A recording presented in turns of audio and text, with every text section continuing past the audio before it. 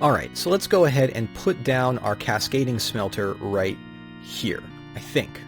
Now, one of the things that we can do is we can actually, well, we'll have to see. I think that what we can do is actually put up more nodes up here, but we should be fine for now. I think for now this will be sufficient.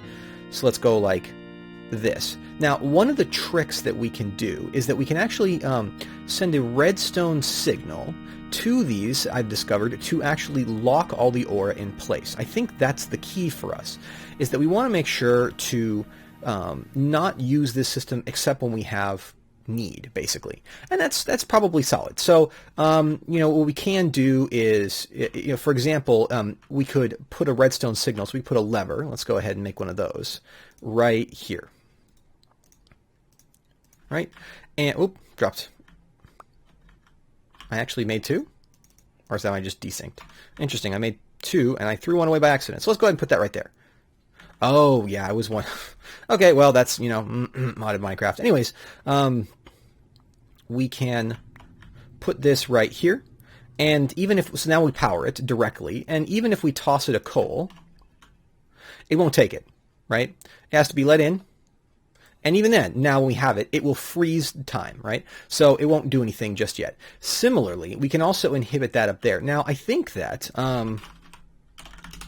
there is such a thing as we can use a wireless lever. If we take a look at this, this is a block of redstone on top of one of these. So we may actually be able to use that to control stuff here. Although, it would be better if we could find some way to tell this to only drop power when the time comes, when we need it. Oh, and you know what? This is totally wrong. This is humorously wrong. Let's break this. All right. So we got a wireless lever. Let's see if we can get up here and do like this. Now it should be reasonable that if we put that there and power it, let's unpower this. Now we shouldn't see any aura fall. There's no aura in it, so let's go ahead and experimentally put a piece of aura, put a little bit of aura in it. All right, so now we have 1,000 aura, and it's going up, but it's not going down, and that's because our wireless lever is suppressing it. So this is a way for us to toss fuel in and sort of save it. Now, I really wish that we could find some way to send wireless signals to multiple places at once. We're going to have to work on superior redstone technology, because redstone is just by itself really difficult to propagate vertically. But we are, of course, if we look up here, we are gathering all of our aura up there. And in fact, we could probably put a little bit more in the system. So let's we'll keep this system for a while. So let's go ahead and put in a little bit more and get that all up there. And then let's, once we're done with this setup, we'll, you know, have a fair amount. We could go ahead and grab, we need a lot of glass to continue. And we've made a lot of, let's see, in fact, we can go over to this one here. Yeah, you can see we've got a fair amount of sand and sandstone. We could easily go ahead and make some glass. So let's go ahead and grab some sand and just toss it here. Now, the nice part about these machines, they actually protect whatever has been dropped near them from despawning. So even if you leave it there for hours and hours or days and days, it won't matter because, there you go, and you can see we're actually going pretty fast now. Fantastic. And we're actually smelting things much faster because this system generates a lot more power than this needs. This pump has 300 per second, right?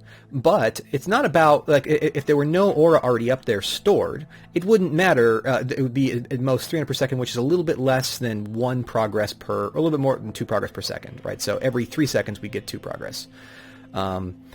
But in this case, because we already had a lot of aura stored up high, and you can see that we've still got a fair amount that's gradually going downwards, this system is actually going faster than you would expect. And here we can see it now. It should be balanced. And so now you see, 1, 2, 4, 5. A little bit of a server tick lag there, but yeah, you could see that it actually goes up by 2 every now and then because we're running a little bit faster than it actually uses, which is great for us. So we'll go ahead and leave that there. if we want to, so this system, I think I know how to automate it, although it's going to be tricky and involve pretty much every trick that we know. However, and it's well within our grasp. However, we want to then process our ores with it. I think that this light process can actually triple ores, but it requires a very, very powerful device to create. So we're going to have to think about exactly where we're going to put this device. I put it in my pack earlier and said we'd talk about it. This is the Vortex pedestal, and we'll need to spend a lot more redstone. So hopefully we find some redstone in this run soon, because it is really bad if we can't find any redstone, because we're just ripping right through it. You see, we're already down to only 5 stacks, and that's nothing compared to what we're using. Man, this is just so great how efficient this is. I could just toss another coal on there. So what we'd like to do is eventually make it so that when this system doesn't have any work to do, then it inhibits that up there. We'll need to think a little bit about it, because like for now this is sort of okay by manual management, but we can actually probably automate the entire system such that it processes things and picks them up and everything. But before we do that, let's go ahead and talk about Vortex infusion. Now if I go over here, I can actually pull up this book, and if you were curious about this, I encourage you to read it. Where is it? Here it is, the Encyclopedia Aura. I found one of these, but there's so many things we can do with this, and so you can see we actually have a fair amount of documentation on how to use this, which is where I've been doing my research. And all these different aura colors have different natures. The consumers, the Vortex infusion is the process that we want to work on. What we need to do is basically supply a fair amount of power to each one of these infusions, and there's a bunch of recipes we can actually make that are sort of unique to the system. Like we can do all these cool things, like make 32 rails with just 4 iron. But we do need to actually power it with aura power falling down. Some specific things actually need a color. So this cascading processor, which is going to need 2,000 power a second, which is going to require a stack much taller than this and much better power storage, but I think we can do it. This requires that we infuse 4 furnaces with red aura. Red aura has an interesting property. Red aura is reactive to the environment around it, and if it's in a node, and that node doesn't, we could toss in another coal there. If it's in a node and that node doesn't have any other type of aura color in it, when you light some TNT next to it, the explosion is absorbed by the red aura and then shot up in the air with no damage to your surroundings. So that's going to be really key for us. We're definitely going to be able to use that, I think, to proceed, and that'll be our way of doing things correctly, I think. We're going to need to use that. So that may actually be like a good long-term aura strategy for us, because if you look, I go out in the dark so often. I have lots of gunpowder, 45 of them, right? And then we can make a lot of sand, and we can actually, make sand if we need to. But there really is a lot of potential things that we can do. We can actually potentially consider making an alchemy catalyst too. Is there any way we could manufacture blaze rods short of meeting a blaze? Blaze nuggets. Huh. Where do you get these from? Blaze ingots, which you get from burning blazing cactoid. Interesting. Okay, well, maybe we can go hunt in the nether for some of that. But yeah, so I think this system is a good start for us. We'll need to automate it next, but we'll need to infuse this system. So I'm going to go ahead and get an infusing system set up. I think it will be much less confusing once you actually see it. Although, there is an exciting aspect of this, which is that there are also these enchantments. This was the light that we saw curled around that Kerr's blade. I think that we can replicate some of the interactions that he has, and perhaps even better things as well. Like, for example, mining speed boosts, combat interactions like lifesteal, which I think is really, really key for us. There's also a notion of actually creating special accessories, which I think would also be extremely useful. One of the things I'm excited about is these traveler's bricks. A relatively simple infusion of stone on stone bricks can create in us a very, very powerful and rather remarkably effective method of travel, that, according to my experiments. So we'll have to try that in a sec. So let's see if we can get a place. Perhaps I can clean out the area around here, now that we've got a little bit of room, and make a tall aura cascade setup. All right, let's step out for a sec here. and check. Some of our bog earth has in fact matured. This is good for us. This is really, great. Great. That's wonderful. There, it's just waiting out here with its ridiculous knockback. Do I have... Idiot. Should have stayed over there. Right, so this stuff, I need to actually extend the water. I didn't have enough time. I literally ran out of time doing the water. But if we were to dig this up, you'll see that we get our dirt. We get one dirt back, and we actually get some peat. And that is subject to fortune, so that's also good. And this means that we can actually start to burn this stuff. It's a little tricky going through, and we're kind of dirt negative with this, which is not the best, but it's better than nothing, and we can continue to lay down all this bog earth that we made, and hopefully actually end up with a little bit more fuel. So we should probably start thinking about automating the production and maintenance of this stuff, because it is fairly power positive and sucks up sand and earth and all those things to make it. I should probably think about grabbing a bucket or making another bucket and just finishing this part of the build up, because it does need to have a few more setups here. One sec. It stopped again, huh?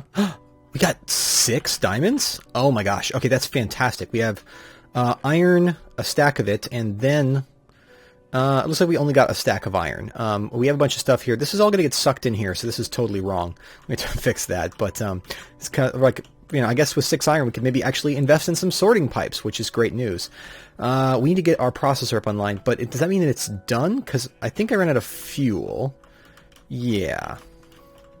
Yeah, it's done. It's done. Okay. Well, that means we could tear this down, all this stuff, and then we could actually... We're seeing occasional little last gasps out of these engines, but I think that they're mostly out of fuel because they're not really moving very much. Let's tear all this down, and let's see if we can actually move on and use this space for our enchanter, because this is a nice big vertical space cleared out, so it'd be perfect if we could reuse it that way. And we'll just kind of leave this this pipe as a stub here for now. Maybe we'll be able to use it in some other way soon. Alright folks, well, I've been really hard at work. I'm coming over here, and let me show you, I have actually built out this room, and I am in the middle of infusing a cascading processor.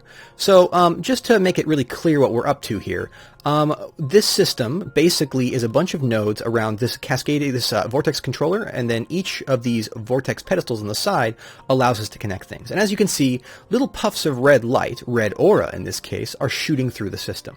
Now, the way this works is that the aura falls from the sky and actually infuses power here. And we can see here that we're well on our way, and some of our pedestals are actually doing better than others, and I believe this one right here is doing a lot better because it's earlier on the line. But these 2 pumps are shooting aura up in the air after it gets filtered out here, and then it's going down. To make the red aura, we need to, let's see, go aura crystal.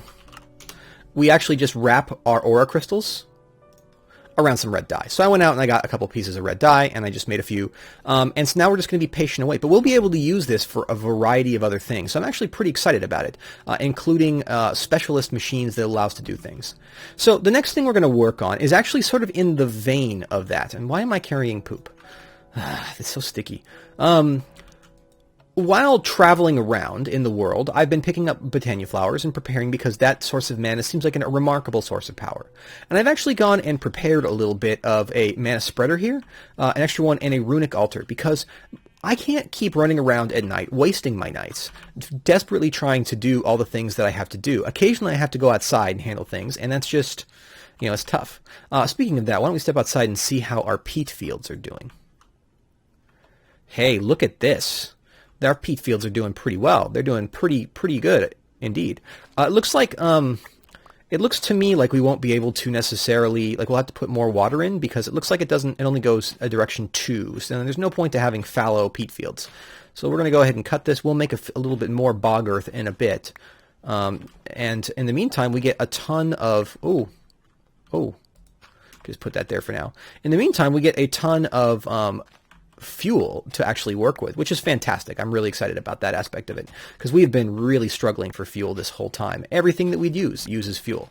Unfortunately, I'm not really sure how close in quality this system is. But anyway, so what we're going to do, I have to come out here and I have to break this stuff at night and all these other things. I can't keep doing that realistically, right? I need to, I can't run around looking for flowers. It's just not realistic. If I get caught in the sun, until I find some way to move more quickly, I just can't. It's not like I can fly or anything, so I don't even know what to do about it. In the meantime, though, what we're going to do is make just finish this one, a flower that can solve part of that problem for us. The Jaded Amaranthus, which just requires some purple... Oh, really? Well, I mean, hold on. Hey, I got something really cool for you here. Check this out. Boom. Boom! That's right. Awesome.